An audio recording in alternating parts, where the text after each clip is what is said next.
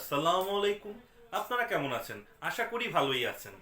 আজকের পর্বে থাকছে উৎসে মূসক কর্তনকারীর করণীয় কি কি। এটি একটি সিরিজ ভিডিও। এই ভিডিওর পূর্ববর্তী ভিডিওগুলো আপনারা যারা দেখেননি তারা আই বাটনে ক্লিক করে দেখে নিতে পারেন। এই ভিডিওটি দেখে আপনারা যদি উপকৃত হন, আপনারা অবশ্যই আমার চ্যানেলটি সাবস্ক্রাইব করবেন এবং লাইক কমেন্ট শেয়ার করে অন্যদের শেখার সুযোগ করে দিবেন। তো আসুন চলে যাচ্ছি স্ক্রিন।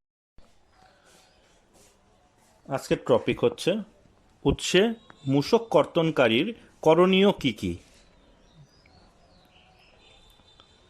তো আজকের এজেন্ডাগুলো দেখে নিচ্ছি। সরবরাহকারী বা সাপ্লায়ার কর চালানপত্র অর্থাৎ মূসক 6.3 ইস্যু না করিলে কি করণীয়।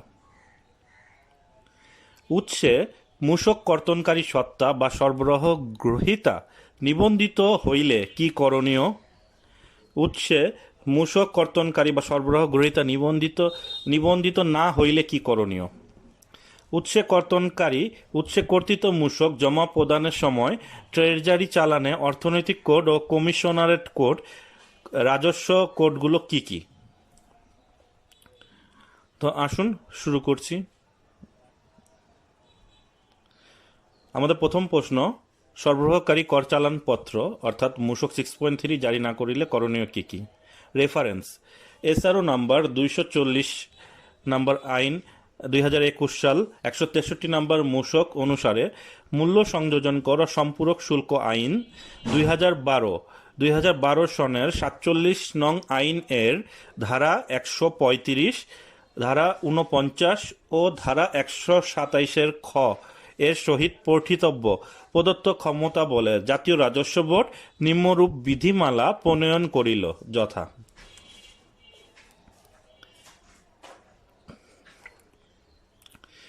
বিধি 6 উপবিধি 1 অনুসারে সরবরাহকারী কর চালানপত্র জারি না করিলে বা ইস্যু না করিলে উৎসে মূসক কর্তনকারী সত্তা সরবরাহ গ্রহীতার নিকট কোনো সরবরাহ গ্রহণ করিবেন না, অথবা সরবরাহকারীকে উক্ত সরবরাহের বিপরীতে কোনরূপ মূল্য পরিশোধ করিবেন না। অর্থাৎ আপনাকে সরবরাহের বিপরীতে কোনো মূল্য পরিশোধ করতে নিষেধ করা হয়েছে অথবা সরবরাহ গ্রহণ করতে বিরত থাকতে বলা হয়েছে। এখন আমরা দেখব উৎসে মূসক কর্তনকারী সত্তা বা সরবরাহ গ্রহীতা নিবন্ধিত হইলে কি করণীয়। বিধি 6 উপবিধি 2 অনুসারে উৎসে মূসক কর্তনকারী সত্তা সরবরাহ গ্রহীতা নিবন্ধিত হইলে,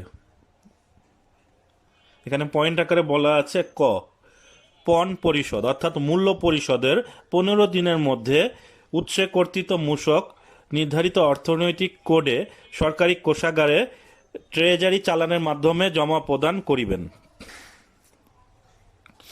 অর্থাৎ মূল্য পরিশোধের 15 দিনের মধ্যে কর্তৃত মূসক আপনাকে ট্রেজারি চালানে জমা দিতে হবে।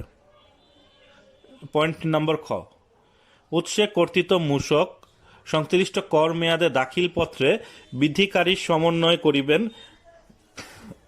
ও নিট প্রদেয় করের বিপরীতে ট্রেজারি চালানের মাধ্যমে জমাকৃত উৎসে কর্তৃত মূসক সমন্বয়পূর্বক অবশিষ্ট অর্থ যদি থাকে নির্ধারিত অর্থনৈতিক কোডে সরকারি কোষাগারে জমা প্রদান করিবেন। এখানে লক্ষ্য করুন, আপনি উৎসে কর্তৃত মূসক বিধিকারী সমন্বয়ে দেখাবেন এবং নিট প্রদেয় করের বিপরীতে, অর্থাৎ আপনাকে যদি ট্রেজারি চালানের মাধ্যমে উৎসে কর্তৃত মূসক সমন্বয়পূর্বক, অর্থাৎ আপনার এখানে যে পরিমাণ মূসক হবে তা বিধিকারী সমন্বয় দ্বারা সমন্বয়পূর্বক অবশিষ্ট অর্থ থাকলে আপনাকে ট্রেজারি চালানের মাধ্যমে জমা প্রদান করতে হবে।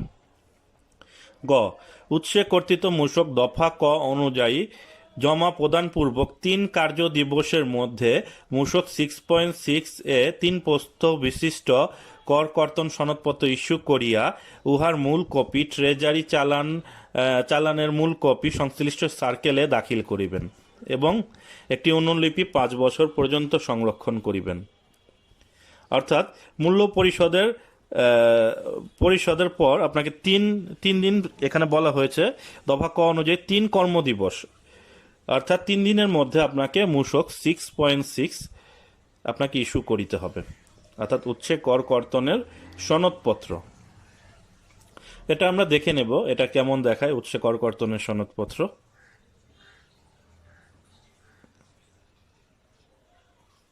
উৎসে কর্তনকারী সত্তা বা সরবরাহ গ্রহীতা নিবন্ধিত না হইলে কি করণীয়?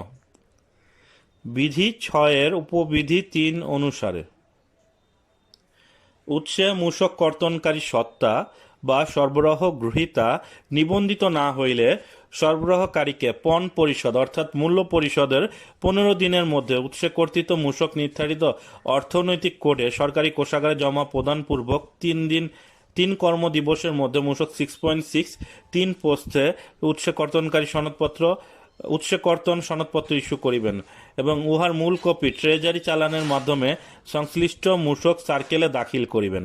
একটি অনুলিপি সরবরাহকারীকে প্রদান করবেন এবং 5 বছর সংরক্ষণ করিবেন। এখন দেখব উৎসে কর্তৃত মূসক জমা প্রদানের জন্য ট্রেজারি চালানের অর্থনৈতিক কোড, কমিশনারেট অর্থাৎ অঞ্চল ভিত্তিক বা ডিভিশন ভিত্তিক কোড এবং রাজস্ব কোডগুলো কি কি। আচ্ছা, এখানে শুধু আমরা উৎসে কর্তনের কোডগুলোই দেখব। বিধি 6 উপবিধি 4 অনুসারে উৎসে কর্তনকারী কর্তৃক মূসক প্রদানের জন্য ট্রেজারি চালানের অর্থনৈতিক কোড হচ্ছে 1-1133, অর্থাৎ এই কোডে আপনাকে এবং উৎসে কর্তনকারী সংশ্লিষ্ট কমিশনারেট কোড এবং সর্বশেষ 4 ডিজিট হচ্ছে 0311, এই কোডে জমা দিতে হবে। অঞ্চল ভিত্তিক অর্থাৎ ডিভিশন ভিত্তিক কোডগুলো হচ্ছে কমিশনারেট কোডগুলো দেখে নিন, এখানে দেয়া আছে, আপনারা এটি পড়ে নেবেন। এবং এলটিইউ অর্থাৎ লার্জ ট্যাক্স পেয়ার ইউনিটের মূসক কমিশনারেট কোড হচ্ছে 1-1133-0006, অর্থাৎ 306 এখানে 0331 দেওয়া আছে, এটা ভুল আছে, এখানে হবে 30311। হ্যাঁ, ট্রেজারি চালানের মাধ্যমে এখানে বলা আছে ট্রেজারি চালানের মাধ্যমে প্রথম কলামে অর্থাৎ যার মারফতে প্রদত্ত হইল তার নাম ঠিকানা এর নিম্নে উৎসে কর্তনকারীর নাম ঠিকানা মূসক নিবন্ধন নাম্বার যদি থাকে সার্কেল এবং কমিশনারেটের নাম লিখিতে হইবে। তা আমরা একটু প্র্যাকটিক্যালি দেখে নেব ট্রেজারি চালানে কিভাবে লিখতে হয়। প্রথম কলামে যেখানে বলা আছে আপনারা এখানে উৎসে কর্তনকারীর নাম লিখবেন, ঠিকানা লিখবেন, মূসক নাম্বার যদি থাকে এটা লিখবেন, যিনি টাকাটা জমা দিচ্ছেন তার নামও লিখতে পারেন, যদি থাকে অর্থাৎ সার্কেল বা কমিশনারেটের নাম আপনি চাইলে লিখতে পারেন। তো আসুন আমরা দেখে নিচ্ছি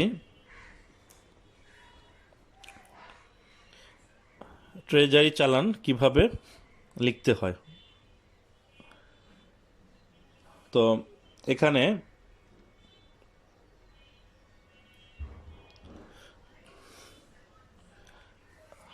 আরেকটু আছে লেখা, আমরা একটু দেখে নিচ্ছি। ট্রেজারি চালানের দ্বিতীয় কলামে যে ব্যক্তি বা প্রতিষ্ঠানের পক্ষ হইতে প্রদত্ত হইল তার নাম ঠিকানা এবং নিম্নে পণ্য সেবা সরবরাহকারীর নাম ঠিকানা মূসক নিবন্ধন নাম্বার যদি থাকে সার্কেল ও কমিশনারেটের নাম লিখিতে হইবে। তো আপনারা এখানে অর্থাৎ ট্রেজারি চালানের দ্বিতীয় কলামে আপনারা সরবরাহকারীর নাম ঠিকানা মূসক নিবন্ধন নাম্বার এবং কমিশনারেটের নাম এটা অবশ্যই লিখবেন। তো লক্ষ্য করুন এখানে একটি চালান ফর্ম দেওয়া আছে। তো আমরা শুরুতে লক্ষ্য করি ব্যাংক বাংলাদেশ ব্যাংক, সোনালী ব্যাংক, এগুলো আপনারা দেখে লিখে নেবেন ঢাকা জেলার কোন শাখা। এখানে লক্ষ্য করুন, যেহেতু আপনারা উৎসে মূসকের টাকা জমা দিবেন অর্থনৈতিক কোডে অর্থাৎ 1/11/33 প্রথম ঘরটাতে বক্সটিতে 11133 বসবে। তারপর এখানে জেলার কোড, এখানে যে দ্বিতীয়তে যে কমিশনারেট কোডগুলো দেওয়া আছে, আপনি কোন কোডে অবস্থান করছেন সেই কোড নাম্বার এখানে লিখবেন 4 ডিজিট। শেষের চার ডিজিট হচ্ছে রাজস্ব কোড। রাজস্ব কোড হচ্ছে এখানে উৎসে মূসক কর্তনের জন্য 0311। তারপর লক্ষ্য করুন, যার মারফতে প্রদত্ত হইল তার নাম, ঠিকানা এবং মূসক নিবন্ধন নাম্বার আমরা এখানে লিখে দিলাম। যিনি জমা দিচ্ছেন তার নাম, মোবাইল নাম্বার আপনারা চালানে লিখে দিবেন।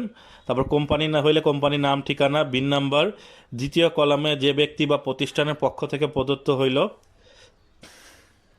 সেখানে যেহেতু সরবরাহকারীর নাম, ঠিকানা, বিন নাম্বার, কমিশনারেটেড নাম্বার লিখবেন। তারপর এখানে লিখবেন ভ্যাট ডিডাকশন অ্যাট সোর্স। আরও ডিটেলস চাইলে কিছু লিখতে পারেন। এখানে আপনাকে ট্রেজারি চালান যখন জমা দিবেন চালান নাম্বার দিবে। তারপর আসুন আমরা মূসক 6.6 একটু একটা ডেমো সার্টিফিকেট দেখে নিচ্ছি। মূসক 6.6 ক্ষেত্রে বলা আছে পণ পরিশোধের 3 কার্য দিবসের মধ্যে আপনাকে মূসক 6.6 ইস্যু করতে হবে। এই ফর্মটা হবে এই রকম। এখানে উৎসে কর্তনকারী সনদপত্র লেখা থাকবে, উৎসে কর্তনকারী সত্তার নাম, উৎসে কর্তনকারী সত্তার ঠিকানা, বিন নাম্বার, সনদ নাম্বার এবং ইস্যুর তারিখ অর্থাৎ জারির তারিখ। এখানে আইন অনুসারে ধারাগুলো লেখা আছে। তারপর আপনারা এখানে ক্রমিক নাম্বার, এখানে একটা সিল সিগনেচার দিয়ে এটা মূসক এখানে সিল সিগনেচার দিয়ে এই সার্টিফিকেটটি ইস্যু করবেন। তারপর আমরা দেখব উৎসে কর্তনকারী সত্তা। আচ্ছা, একটু দেখে নিচ্ছি, এগুলো আমরা অলরেডি দেখে ফেলেছি। এরপর থাকছে বিধি 6 উপবিধি 5 অনুসারে উৎসে কর্তনকারী সত্তার মধ্যে যে সকল সত্তার লেনদেন বা তৎসংক্রান্ত হিসাব সংরক্ষণ কর্মকর্তা কর্তৃক নিষ্পত্তি হয়। উৎসে কর্তনকারী সত্তার মধ্যে যে সকল সত্তার লেনদেন বা তৎসংক্রান্ত বিল হিসাব রক্ষণ কর্মকর্তা কর্তৃক নিষ্পত্তি হয় তাদের উৎসে মূল্য সংযোজন কর কর্তন এবং তাহা কোষাগারে পরিশোধ সংক্রান্ত সংশ্লিষ্ট কার্যক্রম হিসাব রক্ষণ কর্মকর্তা কর্তৃক সম্পাদিত হইবে। বিধি 6 উপবিধি 6 অনুসারে উৎসে কর্তনকারী সত্তা হিসাব রক্ষণ কর্মকর্তার নিকট দাখিলকৃত বিলে যাহার অনুকূলে অনুমোদন করা হইয়াছে তাহার নাম, ব্যবসা শনাক্তকরণ সংখ্যা উল্লেখ করিবেন এবং উল্লেখিত বিল পরিশোধের জন্য অনুমোদিত হইলে হিসাবরক্ষণ কর্মকর্তা উহা হইতে প্রযোজ্য মূল্য সংযোজন কর কর্তন করিয়া বুক ট্রান্সফারে লিপিবদ্ধ করিবেন। বিধি 6 উপবিধি 7 অনুসারে হিসাবরক্ষণ কর্মকর্তা বিল পরিশোধের 3 কার্য দিবসের মধ্যে মূসক ফর্ম 6.16 পোস্টে সংরক্ষণ করিবেন। একটি মূল কপি ট্রেজারি চালানের সংশ্লিষ্ট কপি সার্কেলে দিবেন, একটি কপি সরবরাহকারীকে